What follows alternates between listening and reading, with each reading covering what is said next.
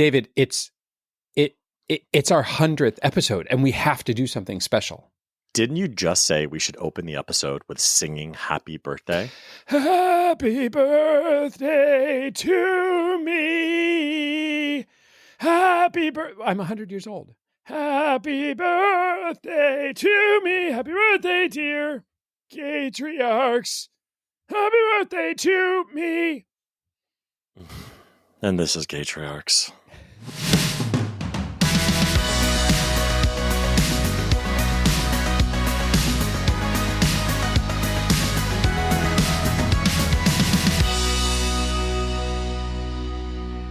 David, it's our 100th episode. Have you planned lots of special stuff for us? Did you torture your children to get better stories out of them? You and I have talked about this episode, and every time we talked about this episode, we go, we got to do something special. We got to do something great. We got a plan. We're going to have all kinds of cool things. And what do we do, Gabe? We punted. Well, for listener, you might think that we are living the high life of this is all we do, and we have the time to plan for it. And you can tell by our anemic social media that all we do is think about Gaytriarchs all the time. The fact is, I started thinking about Gaytriarchs 11 minutes ago today. So, and it's our 100th episode. Well, I am very proud of us. I think I am too. 100 episodes of anything made is nearly impossible. Yeah. And for some reason, our listener has stuck with us, and that is crazy. Thank you, listener. Yeah. Speaking of listener, I have two listener reach out this past week. So do you think listener just uses a pseudonym sometimes and opens another email account? That's true. So one is our listener, Sam, who is the host of the Baby Ready podcast. Hey, Sam. We love. And she is going to be my future wife because okay, right on. She lives in Canada. And right. You'll do anything. She's married to her wife. However, I don't know if you're aware, but things aren't going so great here in the States.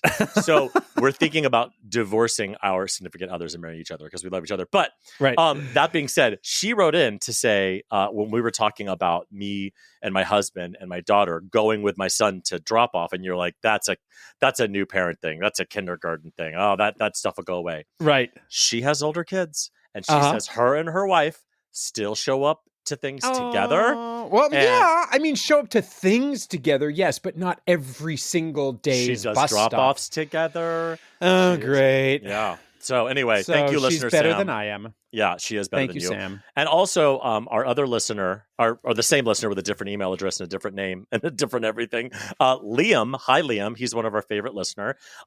He reached out to remind me, because I was talking about how much I love Scotland and how I want to move there someday. And my favorite town in Scotland is Inverness. He reached out to remind me he is from Inverness, Scotland. Yes. And so with Sam, I will be divorcing my husband and marrying Liam. So I can now have a green card marriage to go to Inverness, Scotland and live out our fantasy. So I have a lot of divorce in my future.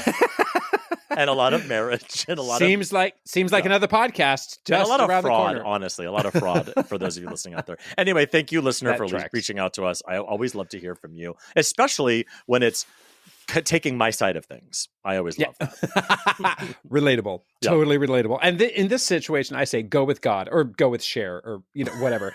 That you do what you need to do. And Brian is fantastic, and we'll figure it out here without you somehow.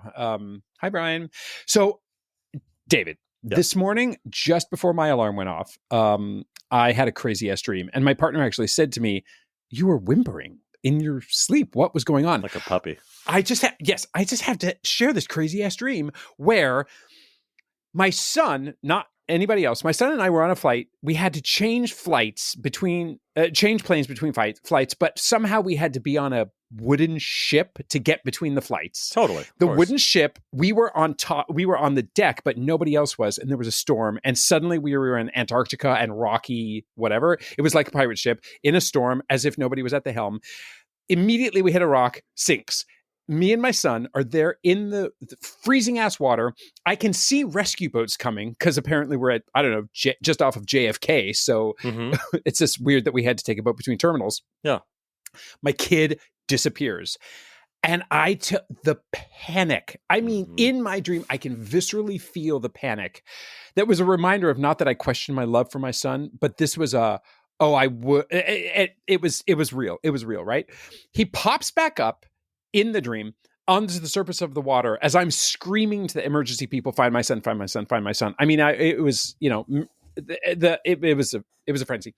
He pops up completely naked in this freezing water, and I'm like, "What were you doing?" And he said, "I learned from scouts that you're supposed to take your clothes off so that you don't get pulled down by the water." And I woke up thinking, was that a lesson? Is that a scout thing? But no, I think that's also for like if you fall into like a freezing lake and they pull you out, they take your clothes off because when they pull you out. Yeah, yes, to pull you out, you need to take cold, wet clothes off of you. But nevertheless, he gave me a heart attack in my dream because he disappeared to seemingly underwater take his clothes off. Well, that's why you shouldn't have booked with Spirit. Because Spirit Airlines makes you take a wooden ship between terminals. This episode brought to you by Delta Airlines.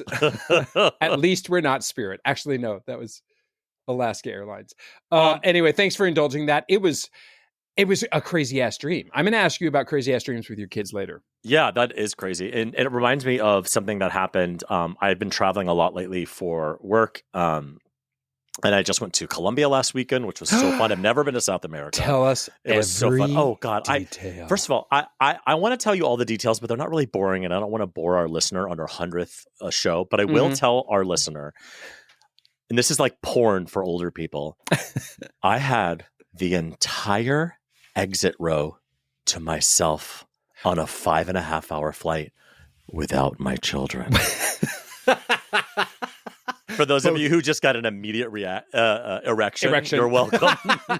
But I was thinking about something that I've seen a lot lately, and I wanted to bring it up to you, is have you seen parents who have babies, maybe like a really fussy toddler on a plane, and they make these parent packs, these plastic bags of like, I don't know, fucking treats and stuff. Yeah. And it has like a little paper on the inside that says, sorry, it's our first flight, so we may get a little fussy. We appreciate your patience or whatever. And they like pass them out to the people around them. I've only ever seen it on social media. I've certainly never experienced it. I want to get your take on this, because my take is fuck off. Yeah. You're on a bus in the sky. If my baby is crying, that's you should have bought you should fly private. Yeah. Like I get like what they're trying to do. They're trying to alleviate some of like the stress from them to be like, oh proactive. God, or whatever. Sure. Yeah. But that is not fucking necessary. I mean, anybody who has had a child knows what it's like to be on a plane with a kid. Mm-hmm. Don't we all kind of just tune it out? I feel like I could sit next to a screaming baby on a plane and they'd be like, whatever, it's not my kid. I do, fine. Because we all have headphones. We're all watching MasterChef or whatever on the TV. I think what you're describing is it's meant to just be social media. It's so presentational and performative as to be frankly narcissistic and making everybody else's flight about me so that I have good social media content. So I just find it really disingenuous. I mean, if your kid screams for 3 hours, we can all deal with it. If it's an overnight flight to Europe, you might want to like buy everybody a drink, although it's an international flight. So, I don't know. I don't know if it's disingenuous, but I do think it is done so you as the parent feel less guilty about your child doing whatever. But I feel like if you're already doing that, you're already probably doing all the right things to try, like pat your baby, give them interesting things. But at some point, as we know, kids are just going to be assholes. There can be assholes in the sky. They can be assholes on a ship, just outside of JFK. I mean, so anyway, I was thinking about that while I was on my flight, and I was like, I want to make sure that us parents don't feel like on top of all the other things we have to do when we're flying with our kids, It is so stressful to get on a plane. You're stressed. And then just the packing and the this and the that. Give yourself a break and don't go to that effort because you just need to please the people around you. It's too much. Too much. So this weekend we had, I posed this to the listener and the entire interwebs universe out there. Why aren't my kids' phone limits working? Something happened, and I invite everybody to tell me what is going on. Yes, I've changed my password. Yes, I've changed the settings. Yes, I've done this, that, and the other. But you, David, because you're such a neophyte so far, and you don't have kids with phones. What's a neophyte? You don't realize, a newbie, that there are settings that you can do in your family circle on iPhone to be able to monitor how much time your kid spends on whatever app, right? And you're supposed to be able to set the time limits for how much time they spend on. Because I feel like your daughter often asks for more time on her TikTok. Yeah. Well, guess what? It's been 4 months since she asked for any more time, and and it's not like I just woke up yesterday and realized something's wrong. I woke up 4 months ago, and I'm like, "What? Something is wrong." She's not asking for more time. I've been down Reddit rabbit holes. I am trying to do the research, and frankly, the takeaway from it is just Apple doesn't care. They want you to be on the app. They don't care. You're not a priority, right? So anyway, this weekend we tried something new, which was, I'm like, okay, you realize you have to have limits. She's like, yep. So when you've hit your limit and I think about it, we're just going to take your phone away. Okay. Oh my God. Well, I bet that went well. Let me tell you the ways that did not go well, especially when I did it. Oh no. And we've made it 13 years until the moment that my daughter got a suitcase out and packed to leave. And it was on a Sunday night at 9:30 p.m., by the way. She was moving out. I'm like, okay. But that, I admit, that was sort of the end where I was like, oh, really? You're going to leave now? And I started to laugh. And admittedly, she started to laugh too. Yeah. And then she kind of gave up there. But just before that, she said, can I have your phone? And I'm like, no, you can't. Can I have your phone? You took mine. Well, what are you going to do with my phone? I'm going to call Child Protective Services. And David, I handed that phone over so fast. Call them. Call them. Do you want me to call 911 for you and hand the phone over? Because you have not been allowed to listen to Spotify during your shower, which I admit, I'm saying this out loud at how absurd that is, but the night had progressed to such levels of absurdity. I wish I could hear a recording of like CPS. What can I report? And they're like, oh my God, my dad's like abusing me. Like, well, what is he doing? Right. I can't listen to Spotify in the shower. I can't listen to my most recent episode of Gaytriarchs, which is my favorite podcast. And I have emailed them and I have rated them. I've given them 5 stars. Listen, that's really funny. I have no dad hacks of the week for you, and there is no good news in the world. None. There's zero. Let's just all bury our heads in the sand this week. So I'm going to start a new trend here. This is a new service we're going to provide, which is Daddy Zaddy Crushes. Okay. I think we should have a Gaytriarchs new crush of the week once in a while. Okay. And I want you to know, somewhat news related, our new daddy hack. Our new daddy crush. We can definitely package this better. I'll leave it to Brian, your husband, to figure out how to market this better. Our new daddy hunky crush of Gaytriarchs is Governor Andy Beshear. Yeah. Do you know who Andy Beshear is? I do. And sometimes you and I aren't on the same page about this because some of your daddies are like great grandfat daddies. But I will say Andy is in that perfect sweet spot. He's 47. He looks good in a suit. He's got a very conservative haircut, but he has big balls. Do you know what I mean?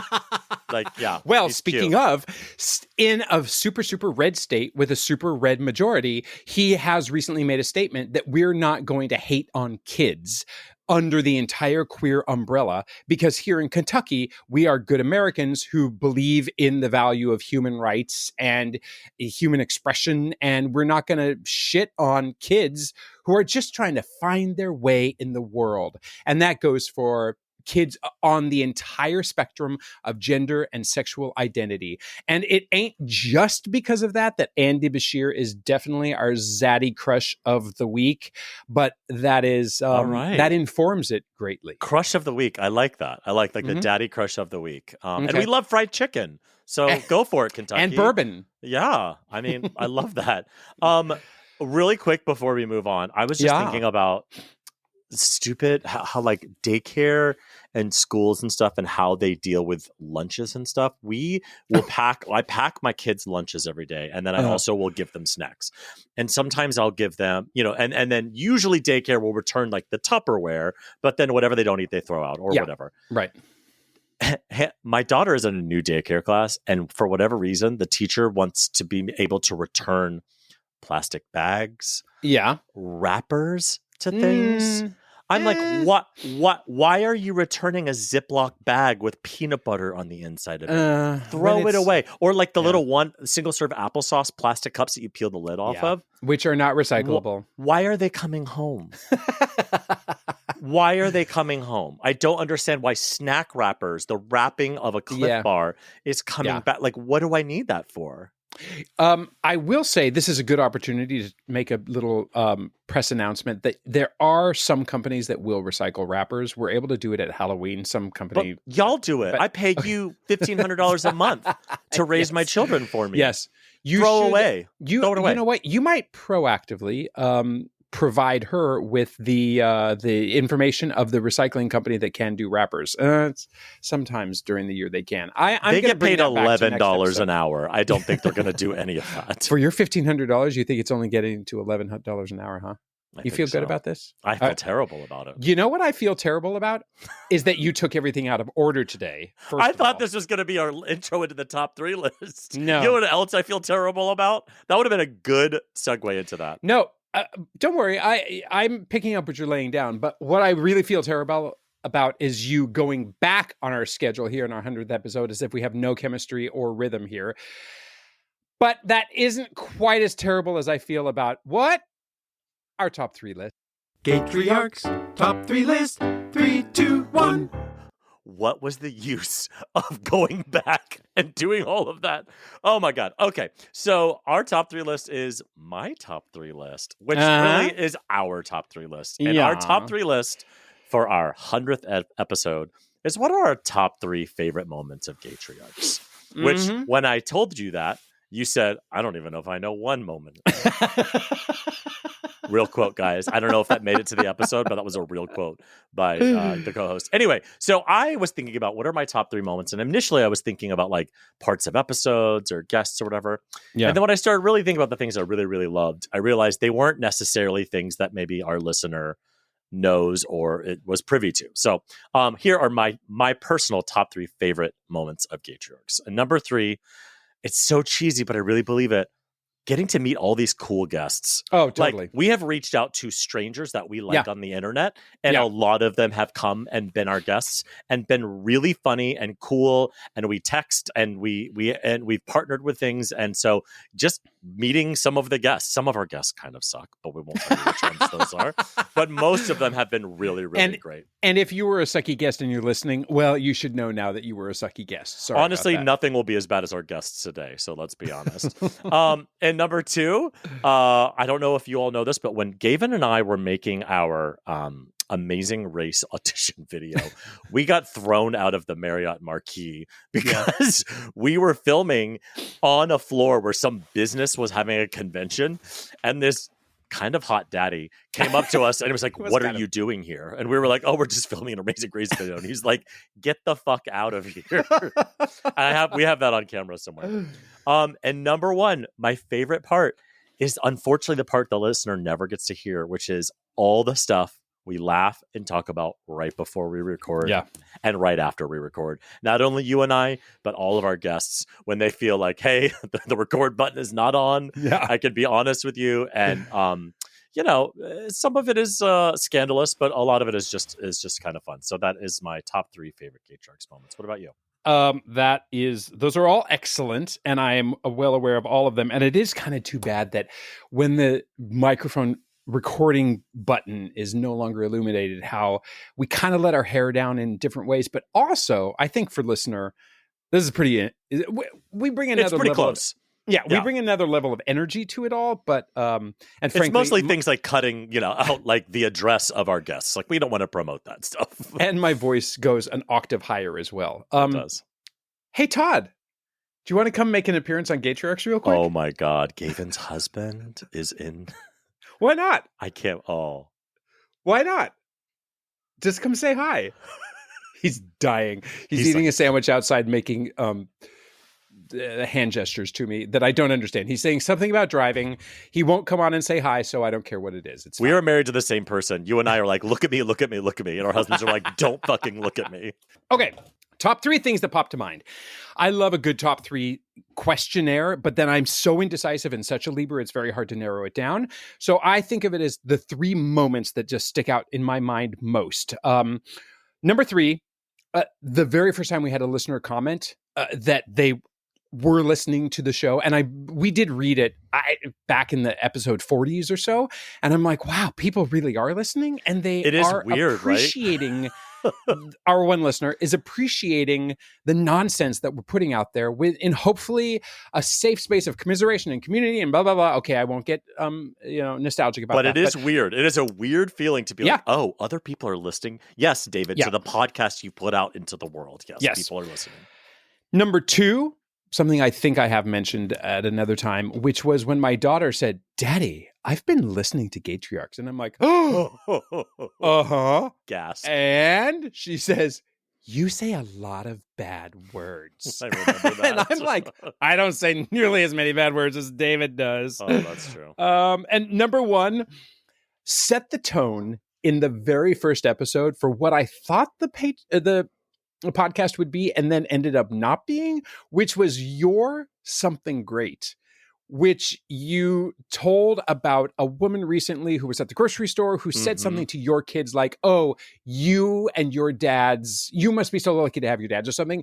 And you cold-hearted snake with a lump of lead as cold as steel, here where a woman's heart should be, started crying on the podcast. And I'm like, oh, I wasn't expecting this.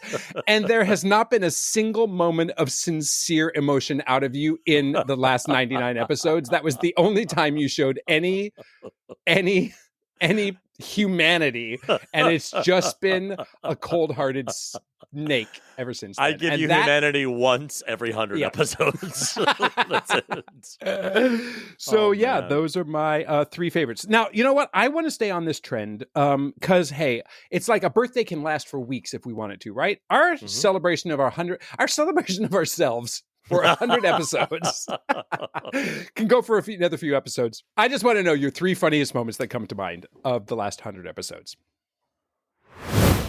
So our next guest on Gaytriarchs is not only a visionary, an intelligent being, bon vivant out in the greater New York City tri-state area, and also somebody who has made my life immensely better, both before parenting and after, is none other than David Franklin and Marshall Vaughn. David F.M. Vaughn, welcome to Gaytriarchs. I'm so happy to be here. And thank you. In this episode, I don't think we actually warned listener that we're going to be our own guests, finally. But we've talked about doing this for a really long time. And so not that we didn't have somebody better. We thought these are the best guests we could possibly have for episode 100, right? So anyway, having made too many disclaimers here, I want to know first and foremost, how have your kids driven you crazy today? Oh, it's so fun to be on this side of the table. Well, as we know, my kids drive me crazy every day. I would say today specifically is part of the morning rush of the routine of getting breakfast and getting your shoes on and getting dressed and brushing your teeth and getting your backpacks and all the things. It always makes me crazy. This morning in particular, my son and I were doing this a little bit of a dance where I was like, brush your fucking teeth. And he would kind of like dramatically like brush them one way once and then look at me like, was that good enough? Wow. And I was like, more. And we had this like face off back and forth of how many brushes. And I had to request every fucking movement of the bristles. And I almost threw him into the ocean. So yeah, this morning it was in particular brushing your teeth, which again is always a surprise. It's always a surprise to him, but no. It is that constant battle is just certainly endless. That's for sure. But I appreciate that at least it wasn't your daughter who is going through her own things these days, but she wasn't the one at the surface. I'm sure there was another reason that she was driving you crazy. No. Did you always know that you wanted to be a dad? Yes, I did. Even when I thought I was going to marry a woman, it's always kind of, I think for a while it was just always assumed. And then when I came out as gay, it was like, no, I had to make the decision to. But yeah, I had always wanted it. I had always And whether this was like trappings of heteronormativity or whatever, I'd always kind of imagined getting married, having kids, having a house, all that kind of stuff. And so I've always definitely wanted to. And I remember when I would fill out my dating profiles on, the various sites, you could choose Grindr and Scruff. Correct. On Sniffies, when it says, do you want kids or not? It'll say like, definitely wants kids, maybe thinking about it somewhat, definitely not, or whatever. And mine always said definitely wants kids. And that was one of my like screeners, right? Like it had to say maybe or up for me. Yeah. Was that, wait, I don't know how you and Brian met, but did you meet on the apps? We did. We met on Match.com before there was an app. It was like you would have to log into the website. For those listener out there, a website is http://. Yeah, so we met on Match.com back when it was an actual website. And he obviously was down for having kids from the get-go? Yeah, I very specifically remember his profile says under wants kids, it says like maybe or something like that. It was something a little like, and now that I know him, I'm like, of course he said that. But yeah, he was maybe. And I think he probably felt the same way a lot of gay people feel, was like, well, now that it's not automatically expected of me, do I really want it? Like, it's hard to sometimes separate the like pressures of having kids because that's the kind of quintessential thing to do. And also, do I really want to? But yeah, his said hidden maybe. And then I think I've told the story before on my podcast, Gaytriarchs, you guys should follow it, where I was a little, when I was like, let's move forward to doing this, I was a little worried that he would have to be kind of dragged along. Mm-hmm. And man, the second our kids were born, he was like dove right in. So I have no worries. Yeah. So before you guys became dads, what was your favorite thing to do? What were your pastimes? You're talking about other than butt stuff? Our favorite thing to do. So my husband, we met when I was living in Los Angeles, and I was, working as I do, which is sporadically and weirdly, and have no real hours. And my husband, as he is now, was a 9-to-5-er, and so we would always spend weekends together. And our favorite thing to do would be to sleep in late, which I don't know if you've ever slept in late in the past 10 years, but I certainly not in the last haven't. 13 years. And then we would kind of like lazily decide to get brunch at this place called More Than Waffles in Encino, California. Amazing. And we would just stumble over there at like 11:30 in the morning and have breakfast. Uh-huh. And then we would kind of come back and we would watch like Jurassic Park 2 on his little tube TV. And I fucking loved that. Just like the laziest days where there was literally nothing at all on any sort of planner. Like I don't, like, I'm thinking about it now. I was like, I don't even remember that feeling. Yeah. There's nothing on your schedule to do. You can just watch Jurassic Park at 2 p.m. on a Saturday afternoon. And it isn't a waste of time. Yeah. Yeah. So that was our favorite things to do. Yeah. So now though, albeit with the disclaimer that obviously we love our children more than anything, and that is why we're here complaining about them. What is your favorite thing to do as a family unit now that makes you say, oh yeah, we're in the game here and I really love this? That's a good question. Our favorite thing to do as a family. It's so, there's a lot of things, but one, and it's so stupid, but we love is like, there's a couple parks by us that's walkable, and just going to the park, and like, they're old enough now, they don't have to be like babysat, but they're old enough also to like play games and like tag and racing each other, or they want to play by themselves. And Brian and I will just swing on like the big adult swings. So I'd say like going to like a park is one of our favorites. Also, we do love, as you know, going to our local mall, which is this huge, it's like the largest mall in the Northern Hemisphere. And we are is it now. That's not an exaggeration. No, it's real. It's like a great Mall of America, I think, is bigger in square footage, maybe. Right. Okay. But and we love going to the water park there. We are like yearly pass holders now. And that's one of our favorite things to do now too. Yeah. You're season pass holders just as of a couple of weeks ago, right? Yeah, I remember you talking about that. See, I listened to some of what you say. You do listen to the show. Thank you. Now, wait a minute. You have skipped over something. When I asked you, what did you like to do before kids? You've skipped over something that I wanted to interview you about for the last 100 episodes. You know what that is? Poker.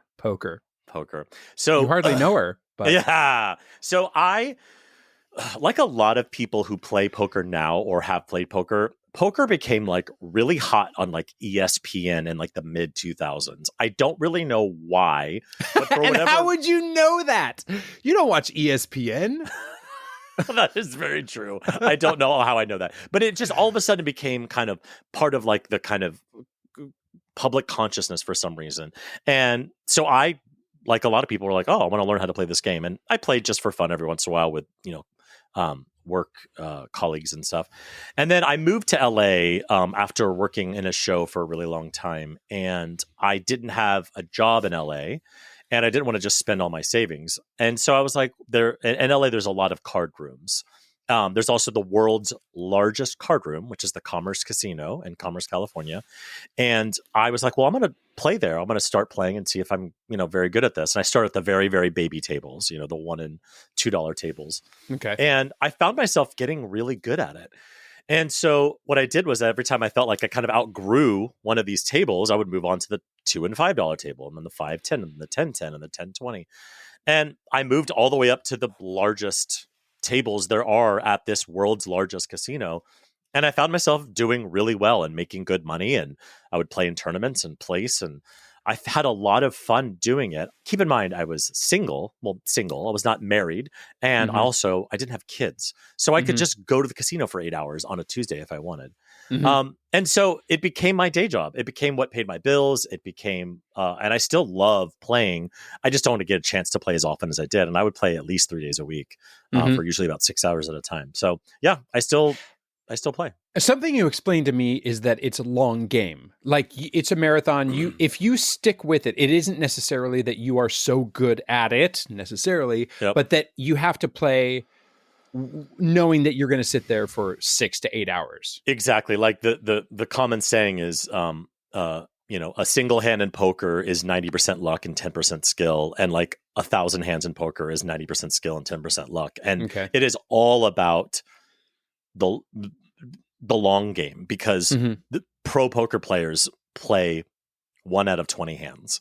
And so it's a lot of sitting around. And so you can't just pop down at a table and start grabbing people's money. I think that's a cliche of how poker is played. It's played a lot more strategically and methodically. It's not just like, hey, I'm going to get that guy's money. Maybe you can't. Maybe the cards don't go that way, or the pots don't go that way. So yeah, I always say if I'm going to play poker, I have to make sure there's at least 4 hours I can sit down, or it's not going to be worth it. Because I'll feel if it's an hour, I'm going to look at the clock and be like, I really need to make some money, and then I'm going to play worse because yeah.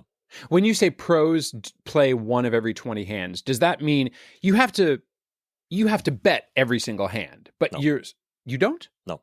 Oh. No. So prior to a hand, there's 2 players that have to put money down to start the betting, and they call those the small blind and the big blind. Other than that, everyone else around the table, when it comes to them in the beginning, they can fold their hand at the top of the hand, and they're not in at all. You don't have to bet to start. No, but if it's a tournament, the rules change a little bit, where you are, it's called an ante, where you are putting money in every time. And there's a little bit of a time limit, but what they call grinding, ironically, which is people sitting at these cash games and just for hours, just sitting back and waiting for the hands. So yeah, it is a lot of waiting. It's a lot of folding. Now there's a lot of different poker personalities, right? There's people who sit down at tables and they're too antsy. They got to play. So they play every 3 hands. They play way more than they should. And then those people always lose their money. And then there's people like me who have learned that, like, no, you got to play really slow. So it's not as exciting and fun as it looks like on TV and everything, but I really love it because it is a lot of math. It's a lot of strategy. It's a lot. It's not as much like, oh, I'm watching their eyes blink funny, so I know they're lying. It's almost never that. So when you say, you might have already answered this, but when you said earlier you realized, oh, I'm pretty good at this, was it just because you had patience with it, or do you have a special talent that makes you good at it? I just think my special talent is I learn very fast. I am not patient. I am arguably the most impatient person in the world, but I am very, very good at We will come back to that. Noticing patterns, and learning really quickly. Like often if there's just something I've never seen before, I just have to watch it once and then I'm like, I got it. I understand it immediately. And so I found myself just learning really, really, really fast. The only thing I battle skill-wise is my patience. If it's been an hour and I haven't really played, I get impatient too. And that's what you have to fight. No. This is probably the most boring interview we've ever had on Gaytriarchs. Well, like you said earlier, obviously today's guests will pale in comparison to all the other good ones we've had. So back to showbiz a little bit. You moved to LA because you were like, I just got off a national tour. I made a shitload of money and I'm going to go be a Hollywood star, right? Yeah, and it totally happened. No, I was on a national tour that closed in LA. And at the time, there were renters in my apartment. I was subletting my apartment and they weren't going to leave for a couple months. And I was like, I have been doing this particular show for many years, and I was feeling the kind of desire to do something new and challenging. Mm-hmm. And I've known I'd always wanted to direct. That was something very important to me. But I just hadn't really done much of it. And so I was like, I'm here in LA. The show's closed. I'm not going back to New York City. Why don't I just stay here and learn, direct some shows, maybe learn television writing, and just see what that side of the world would feel like. And as soon as I started doing it, I was like, oh, this is what I was meant to do. Like I've been an actor for like 15 years and I loved it, but I realized like, oh, this is combining all of my actual talents, which I know you don't think I have any, but minimal. Minimal. And I was just like, I was reinvigorated with like, oh, this is what I want to be doing full time. Got it. Yeah. Share with us a favorite showbiz foible or just great moment from being on stage. Oh God, I have so fucking many. I have so many because I've. Go ahead. We're listening. You know what it's like to ask these questions. Just give us a good one. I know. One of my favorites was I don't know how funny this will be to the audience, but I was doing Les Mis and Les Mis already funny. The fact that I was in that show. But we had our there's the whole act 2 basically takes place on the barricade, and it's all the students on the barricade with guns, and there's fighting and singing and people sing their feelings. Which never made sense to me until I saw the movie, which the movie was terrible, but at least it gave me a visual context for what the hell what they were doing is happening in that show. Exactly. So anyway, we had our first replacement of Javert. So he was relatively new in the show, maybe a couple of weeks old, and was an older gentleman, and sometimes would struggle with lines or whatever. So there was a scene where we're all in the barricade, and we finished this one section, and somebody's line is, "He's back," and the music starts, and Javert climbs over the barricade from the other side, and he goes, "Listen, my friends, I have a story to tell," and we begin this next section of the barricade. And so we hear, "He's back," and I don't hear anything. And I'm like, huh. And I turn to look because I'm at the top of the barricade because I was playing Enjolras. You're welcome. And I looked behind the barricade and no Javert to be seen. And I look in the wings and no Javert to be seen. And I'm like, oh, okay. What do we do? And we're all just standing there holding guns with our dicks out because we're like, what do we fucking do? And then you hear over the speakers, because his mic is live now. Yeah. You hear, I think I'm on. I think I'm on. Shit, I'm on. And then you hear him, because he's on the 5th floor. No.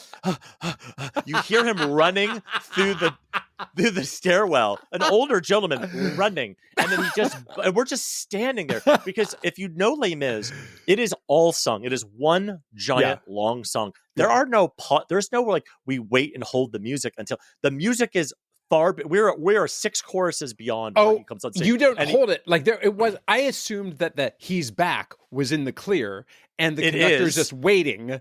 It is. It's he's back, and as soon as the music starts, he starts climbing over. Right. And so he runs on stage. He's like half dressed. He's like, "Listen, my friends," and we're like, "No." We're like an hour past that. I don't know. It was.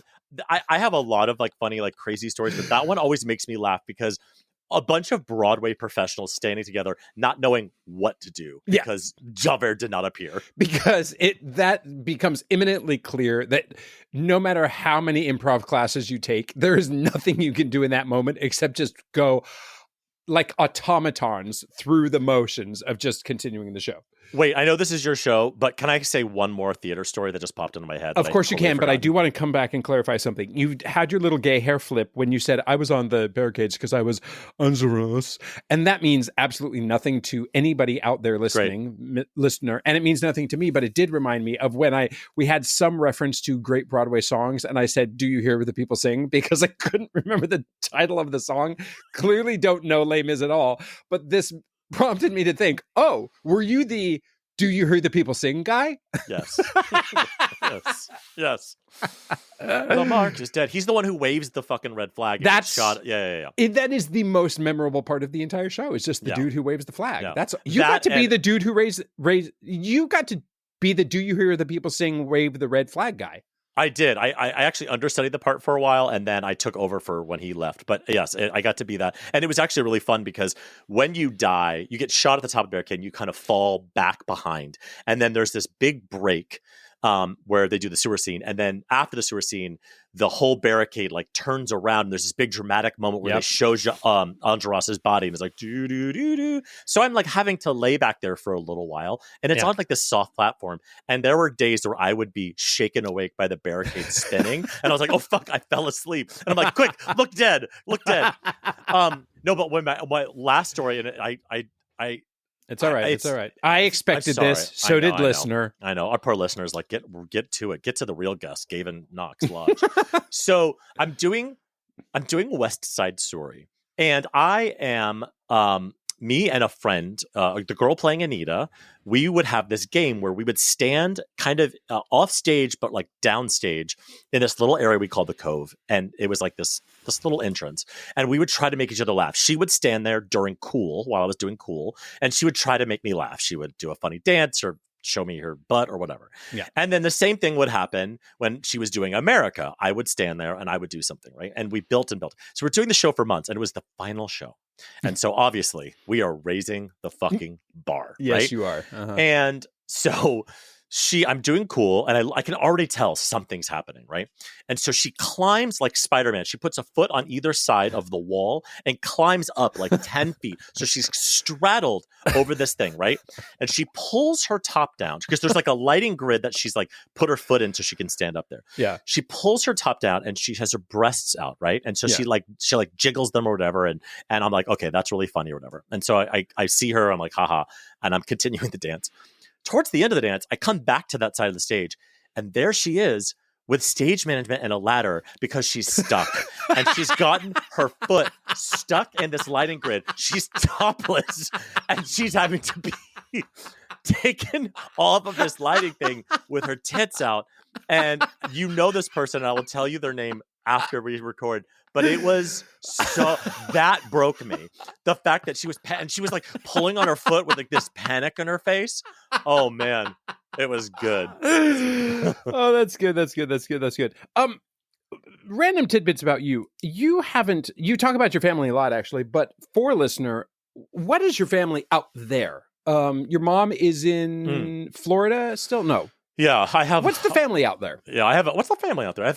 We're mostly spread out in and around the South. My mom lives. I kind of grew up. I was born in Virginia, but I grew up in Florida. So a lot of my mom still lives in Florida. Her whole side of the family lives in Florida, and then my dad now lives in North Carolina, where a lot of his family is, and where like some of my brothers and sisters are. And then I have a brother in Georgia, and so we're all kind of spread out through the South.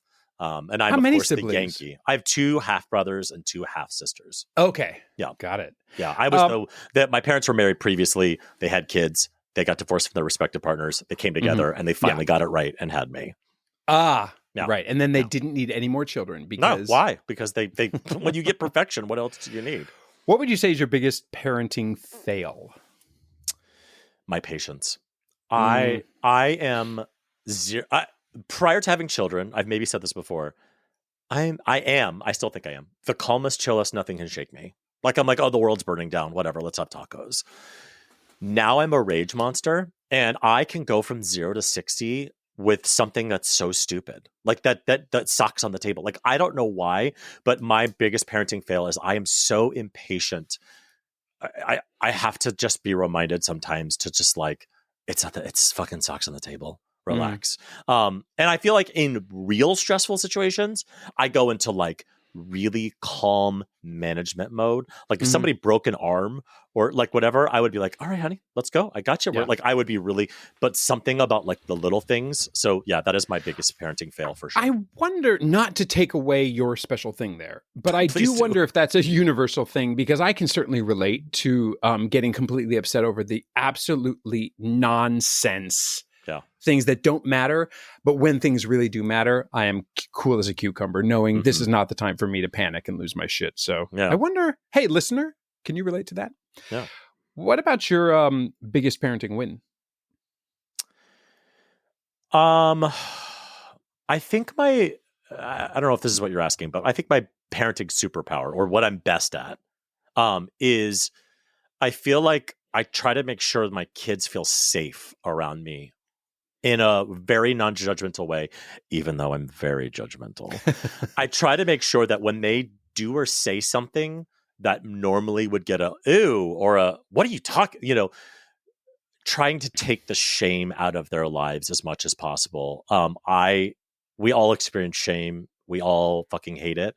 And I feel like I'm really good at making sure that when they say or do something that could be considered shameful, that I'm very much presented in a way that is not shameful, so they don't start adding that to their therapy bill. Mm-hmm. Yeah. That'll be good. Yeah. I was definitely looking for just like something light and happy. And there was that time that I caught my kid because he jumped off a slide and he looked at me with Bambi eyes saying, I love you, Daddy. But that's okay. Cool. I'll give you a quick, I'll give you a quick one. Whenever they get like treats from school, Halloween, whatever, they go into the treat basket and they get one treat a night. So they think they're getting this like, oh, every night we get a treat. Well, bitch, you're just in arrears from Halloween. I just didn't let you eat any of your Halloween candy. So the way we spread out candy for sure. This is absolving me of some of my guilt for being such an insane micromanager, because I believe that you will eventually be an insane micromanager as well. How would you micromanage or engineer your best kids in the next few years? What do you want to mold them as? I want to find that balance. This will be very familiar to all of our listener with children. I want to fine tune that balance of hard and soft with their spirits, because, if, for example, this morning, my son has recently obsessed with getting on the bus first. He wants to be the first kid on the bus. I don't know why. And so he's been standing at the spot where they're supposed to line up when the bus comes 10 minutes early. He just wants to be there. And this other kid, so he's standing there. So the bus starts coming around the corner. So all the kids run up and line up. And this other kid just fully steps in front of him. And immediately he just kind of goes, he looked at him. You could see the sadness in his eyes. And he kind of just like started to like back up. And then he turned around. He saw this long line. And then he started to walk back to the end of the line. And I grabbed him. I said, no, you can, and I had a conversation with him about it. And I was like, so that's how I want to micromanage them, is I want to somehow build them in a way that they are still soft and human and kind and can feel things, but fight for things like that, who don't just bow down to bullies and pressure, because I for sure was that kid. I bowed down to every bully. I was hidden. I was afraid. And I don't want that for them, but I don't want a hard, anger-filled child. So I'm going to try to do that. So do you think I'll do it? No, not at all. Okay. I think that your entire delivery will be totally different in 4 years, and you would answer the question differently. Okay, but I think that everything that you said was beautiful for sure. Thanks. And all right, trying to keep it more focused on like dick jokes and just your normal superficiality. What are your hopes for the next 100 episodes of Gaytriarchs? I hope we grow our listenership. I love you, listener. You are our favorite listener. But whenever somebody new finds the show and messages us and says, "Oh my God, just found your show, love it so much," I kind of want to be like, "Where have you been?" Right. But also, we have done absolutely no work whatsoever in promoting the show. So it's partly our fault. So I really want in the next 100 episodes to just not for people who would like the show, for them to listen to it.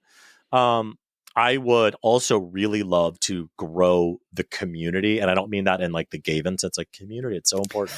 I mean, in like but also kind of that where like parents like us who can laugh into the dark and who want to laugh at this stuff because we know it makes us better parents, can find each other on the internet and to maybe build our, I don't know if it's a Facebook group or whatever, just build the Gaytriarchs community, I think would be really fun. Yeah. And then, when the new co-host arrives, I'm looking forward to meeting him.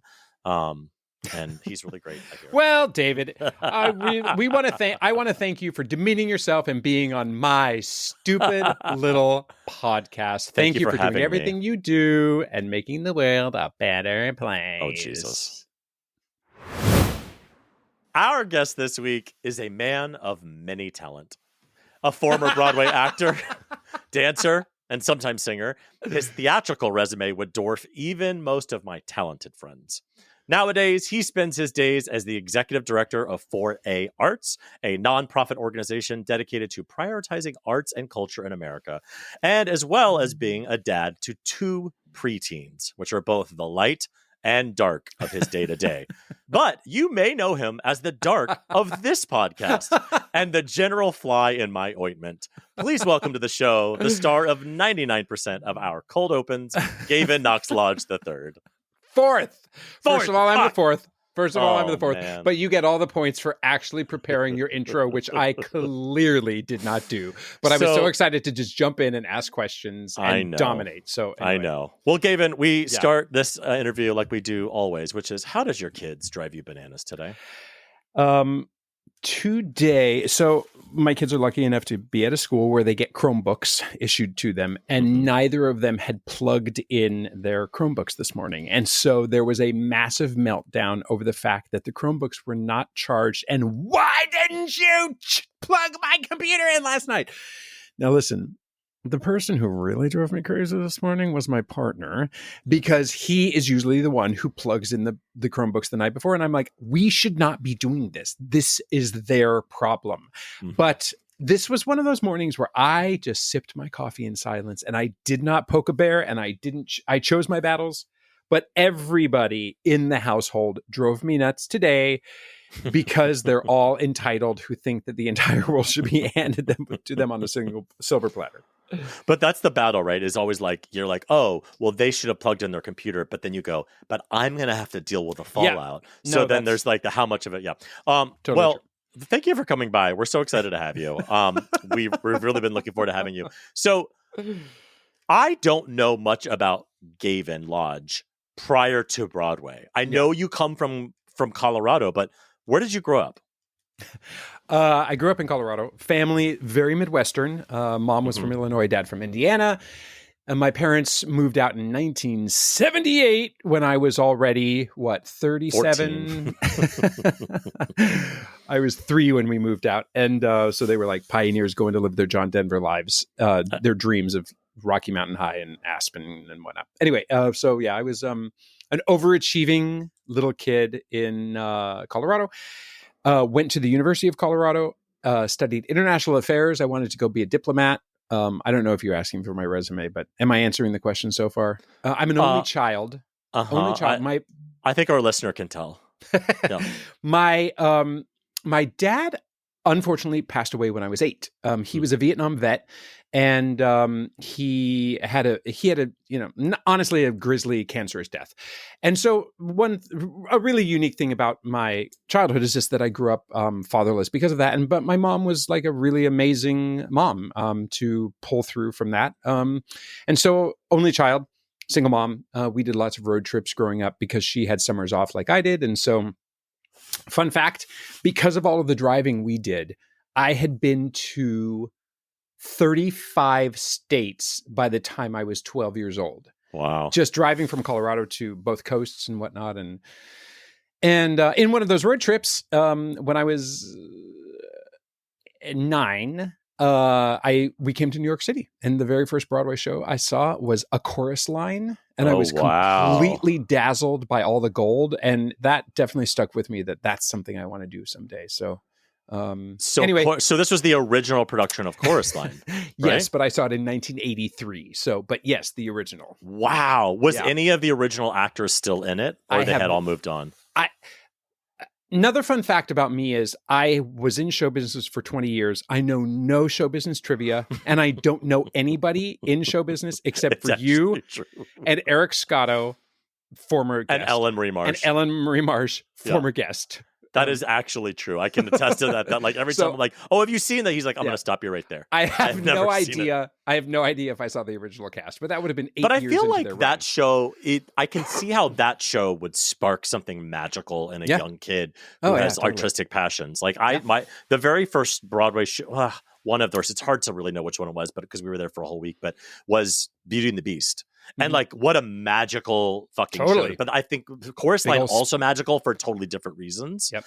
Where it's like, look, these are people doing it. Yep. And so when you said you were 14 when you saw it? No, I was 9. Oh, okay. Yeah. And so did you start taking like classes or? No. I in 4th grade, so not long after that, in 4th grade, I joined a children's theater group called the Younger Generation Players in Littleton, Colorado. And my mom and neighbors took me to see a performance of The Sound of Music that they did. And at intermission, I reached over dramatically, as was my wont, and I grabbed my mom by like her shirt collar and I said, "Get me in this group," because the idea of seeing kids doing shows was just so new to me. And so I joined that summer. And so I was in this children's theater group from 4th to 8th grade that gave me migraines because I was so overscheduled as a 4th grader suddenly. I was just so busy.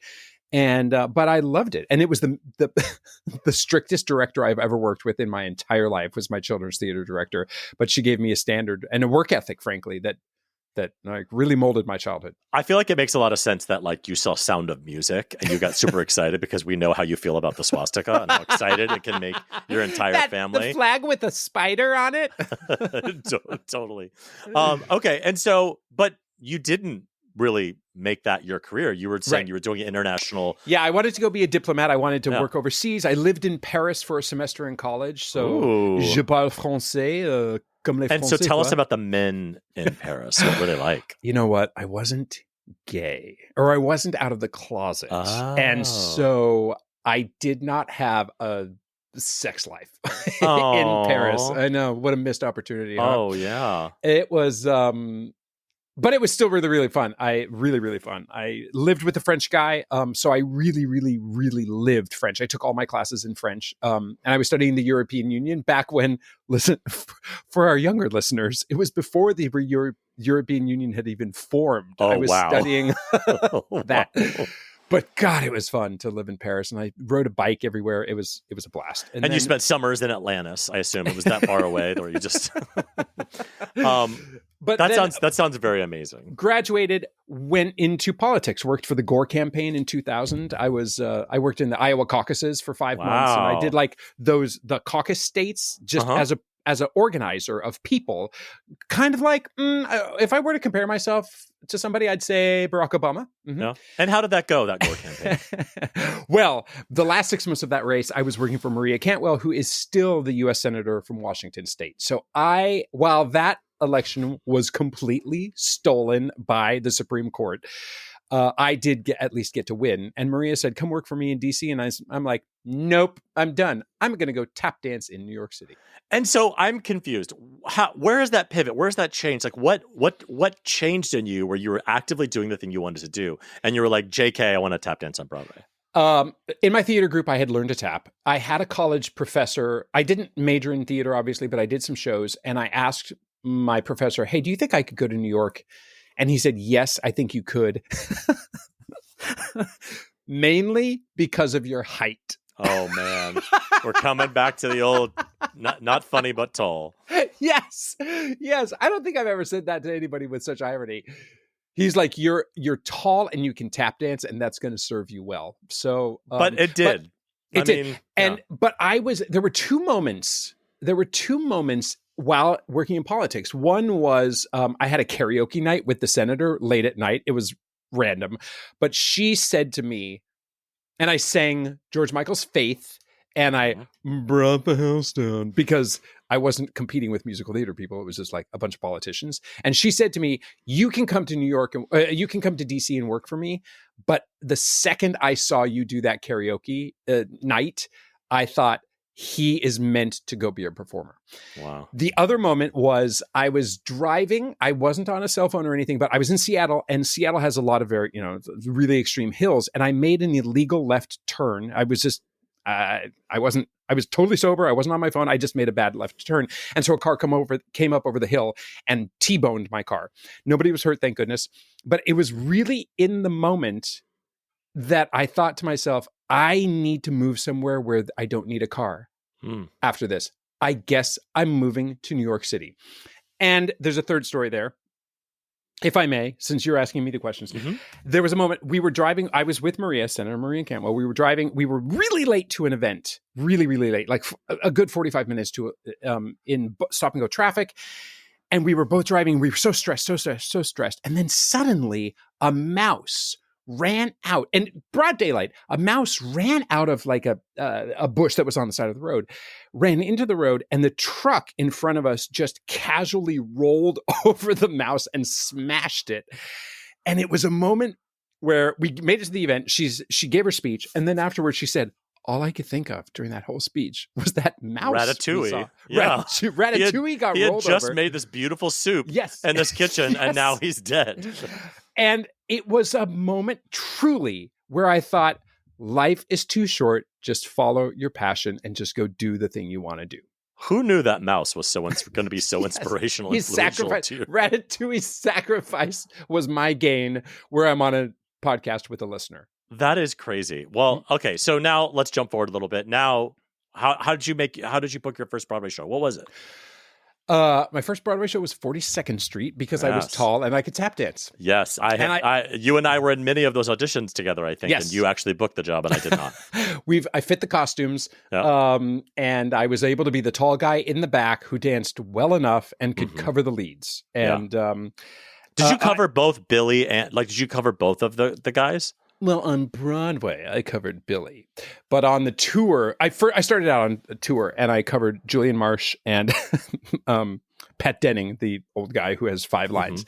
And I never once went on while I was on tour for 8 months. And then, but on Broadway, I covered those 2 roles and Billy. And I did go on for Billy a couple of times, which was really fun because I was really not that good at dancing. But the original Billy, didn't he do all those backflips and stuff? Did you just pas de bourrée or you're like, I'm not doing that? I did step, kick, step, kick, step, kick, step, kick. Oh my God. Of course you did. He did. What was his name? Oh God. What's his name? He was David Elder. David Elder. He was so good. He did a back handspring on a big ass dime. On a dime in the middle of a tap routine in tap shoes. And he was a great tapper. Yeah. He was a great tapper. No, he was the definitive Billy Lawler, without a doubt. I will say though, while I was auditioning for 42nd Street, I was actually playing the Pirate King in the Pirates of Penzance at the Fulton Opera House. So it was within a drive of the city. It was my callback. I had to go. I was showing up because that night I was opening. The next night I was opening Pirates of Penzance. I had a full beard. And I did my dancing. And then they said, okay, we need you to come back and sing. I said, no, it was that night actually. I have to open a show tonight. So I have to get back to Pennsylvania. And they said, okay, well, why don't you just come backstage during the matinee? It was a Wednesday. Come back during the matinee and you can just sing for the musical director. And I'm like, what? I can't do something like that. So I did. I show up backstage at intermission of a Broadway show. I mean, this little gay boy's Colorado eyes were just all over the place. Because that never happens, by the way. Yeah. these chorus girls are all walking by me and they're like, ooh, hi. And I'm like, what the hell is going on? This is so amazing. And I walked in to the musical director's room, and the director happened to be there. And so it was the director and the musical director. And they said, oh, hey, you can just do the scene and read your songs with the director of 42nd Street and the musical director. I'm in a small dressing room. I'm singing out there from Hunchback of Notre Dame, as one does, from a wall 6 inches away from my face. But it went really, really well. And they said, could you lose the beard? I'm like, believe me, I can't wait to shave this beard off. And they did not offer me the job in the room, but I thought, oh my God, I think I just booked a Broadway show. And who was the musical director of 42nd Street? Tell us. None other than Todd Ellison. Wow. 20 years late. No, 22 years later. I guess I don't know. Insert all the jokes here. Yeah. So the scandal here is that you're not supposed to sleep around at the workplace. Right. However, you did, and listen, it ended up working out. My showmance has endured 21 years. Yeah. And so tell me about, I had somebody recently ask me this question. Had you always wanted to have kids? Oh, yeah. And same thing with your partner? Such a brilliant question. Such a great question. Yeah, really thoughtful. Yes. When I was coming out of the closet at a late age of 28, actually, which that can be another podcast episode. My biggest stress was, oh my God, what if I don't get to have kids? What if I don't get to have kids? And it was still, admittedly, that was 1967, but having kids was possible. So it was just a matter of how am I going to do this? And, but yes. And Todd was always on board with having kids? He took a while to convince. He wasn't against it, but he asked all the right questions. Like, I've never imagined doing this. I didn't foresee this. What if I'm too selfish? What if I'm too, well... And Gavin's like, hold my beer. I could be selfish and a dad. Exactly. But so we definitely took a good 6 months of just sort of discussing it, which if by discussing you mean we didn't say anything about it for 6 months. Sure. And then we were here in Connecticut on the 4th of July, and there was a cute little July 4th parade. I might have mentioned it, except I don't want anybody to come to it because it's so cute that I want to keep it small and for myself. And I saw a gay couple with a baby, and Todd hits me and he goes, "We're not the first." At which point I thought, oh, I guess we're going to be dads after all. Okay. And so I know those guys and that baby now. Do you really? Oh, that's cute. So how did you become dads? We're a surrogate carrier. We, I don't know if I've ever told this story. We were paired with an amazing woman who I'm still friends with. Hopefully one day will be a guest of the show. She was our surrogate carrier. And we, as the process goes, she and our egg donor were aligned so that they would, ovulate and be able to carry the kid at the same time. And our doctor at the fertility clinic calls me the day that we were supposed to have the transfer. And by the way, a couple weeks before that, or whenever it was, we flew out to LA in one day, jerked off into a Dixie cup and flew back. Right. So anyway, when the exchange was supposed to take place, the implant was supposed to take place, they couldn't find my sperm. Have I told the story? You have, yeah. Okay. But it's a good story because if we have a new listener, they're going to want to hear it.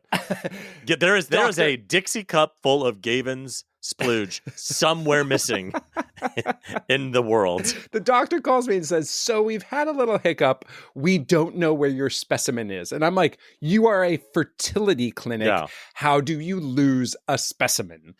And so we... you could just ring out some of the bedding at every Hilton in the Northwest and get probably some of your DNA. Let's be honest.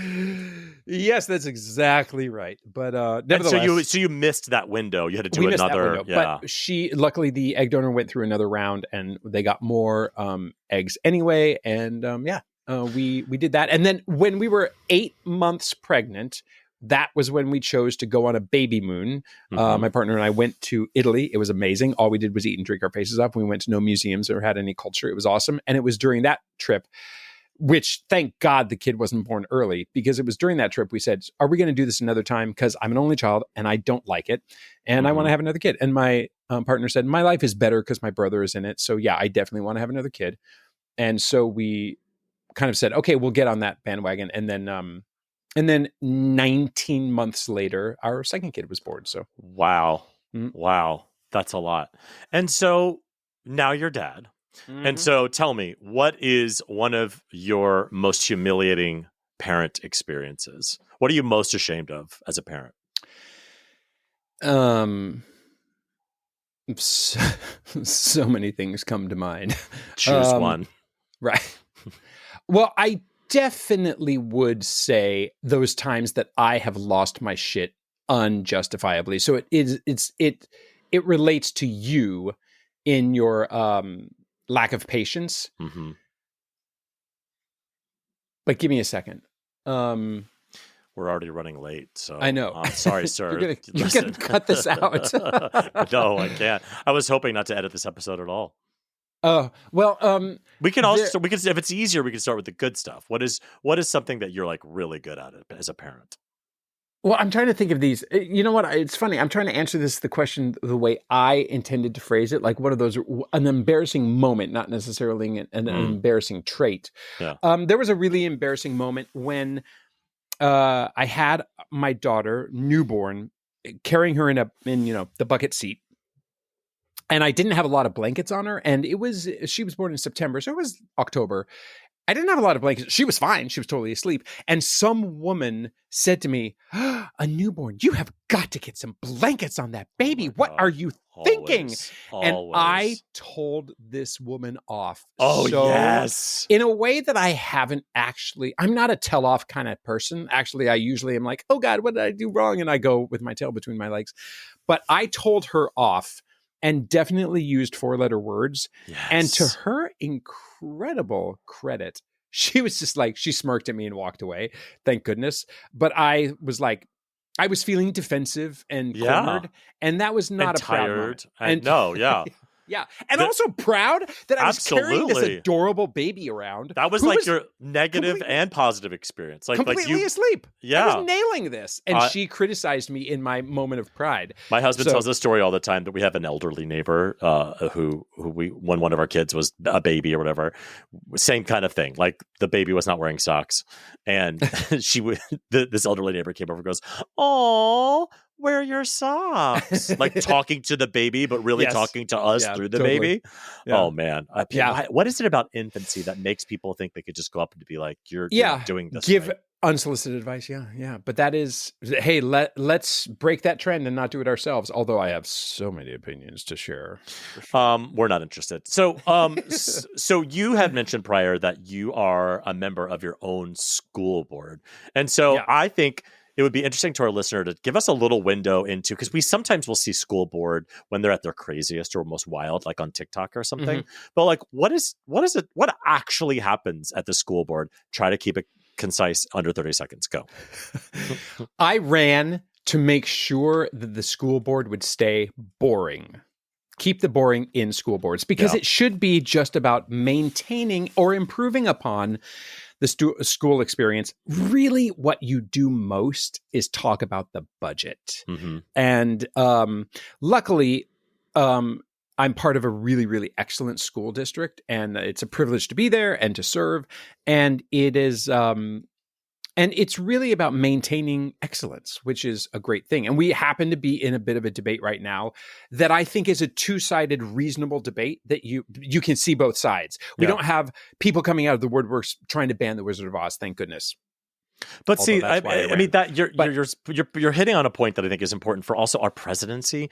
We want the presidents to just quietly do their work, right? Like we miss the times where government was boring. It was just this entity that kept us protected, that kept the lights on, but it wasn't part of our fucking day-to-day constant exhaustion narrative. Of people pushing their own agendas and trying to change things that just don't need to be changed. But really, to take that mantle back from you and to say, like, it's meant to be like, the superintendent is the one who runs the school day to day. We are not supposed to get involved in the day to day. We're the board that oversees. We're at the top level. The superintendent answers to us, and we just make sure that he's doing a job. If somebody comes and complains that little Johnny was isolated at the recess one day, that's not our job. That's the principal's job. And if the principal has a problem with it, they go to the superintendent. So it's meant to be boring. And unfortunately, though, it is a very open book of democracy that anybody can come into and anybody can share their feelings. And that, unfortunately, drives TikTok likes. Yeah. How would you want your kids to describe their childhood when they're 30? Oh, geez. I'm so in the midst right now with my daughter who wanted to move out on pack her bags on Sunday night at 9:30 and move out. I mean, I really hope that they're able to say, there was a lot of crazy from my dad because he was trying so hard to give us a perfect childhood. So I hope that they do see ours as a house of fun, because we do a lot of fun stuff and a lot of expectations, hopefully, that I give them responsibilities, that my partner and I actually give them responsibilities so that they aren't just entitled, little shits. And that it was hopefully the right balance of fun and learning, I hope.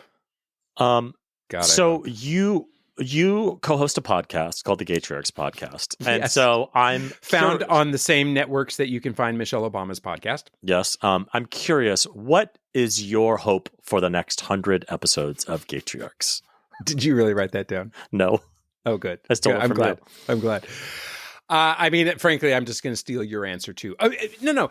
Well, in addition to your answer, that I do hope that this can get some more notoriety because I think it deserves to. I think that our platform is educational and hopefully fun and commiserating and whatnot. But what comes to mind is, funny enough, the last 100 episodes where there have been times you and I have had, I wouldn't even say what few disagreements we've had. I wouldn't even say that there were growing pains, but they were kind of growing pains, like you not wanting to do an episode or me not wanting to do an episode and kind of having to push each other to keep going. And you sometimes asking me, because I am busy as fuck, but I do make time for this because I really like it. And you sometimes being like, Gabe, seriously, can you do this anymore? And hopefully I've delivered in episode 100 to be like, no, this is something that I really care about, and I know that you care about it. And so I'm proud of us for getting this far. For the next 100 episodes, which I do believe we will get there, can somebody please just send us more time and money? That's all. But we might have to think more creatively or differently about our guests, because we have tapped a lot of really, really fantastic guests, and short of getting, frankly, what's his name? Pete Duty Buttigieg. Howser. Oh, Pete Buttigieg and Neil Patrick Harris, which, spoiler, hey, Pete Buttigieg and Neil Patrick Harris, will you come be on the show? Yeah.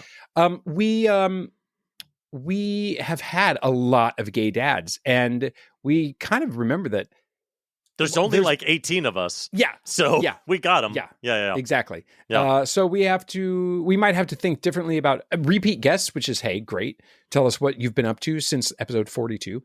And then also aiming high to get some newbies. So, yeah. Well, we're running out of time, but I do want to end the interview like we do every time, which is, tell me about a parenting time when you're like, I will never forget the time when. I was at a wedding for my friend who actually was the first Billy Lawler understudy on the tour, Kevin Morley. Shout out. Hi, Kev. I love Kevin. He was getting, do you know Kevin? Yeah. Oh, yeah. He was getting married in a beautiful reception in like Morningside Heights or something. Anyway, and I had my daughter, and she was 6 months old. And I was going to be the guy with a baby at the wedding, and it was going to be super fun. And I was going to dance with her in my baby Bjorn, and everything was going to be great. My partner wasn't there for some reason. He was out of town, I think.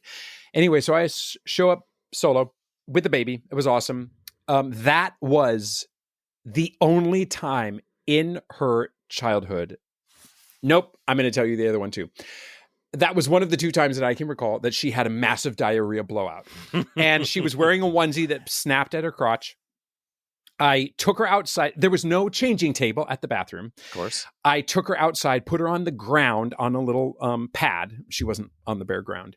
And I was trying so carefully to pull up her onesie. And diarrhea smeared up her back and into her hair. Fantastic. And it was corn. And made a bad problem worse, basically. Yes. And all I had for her, I didn't for some reason have enough of the onesie. I just think I was ill prepared that day, and she was naked.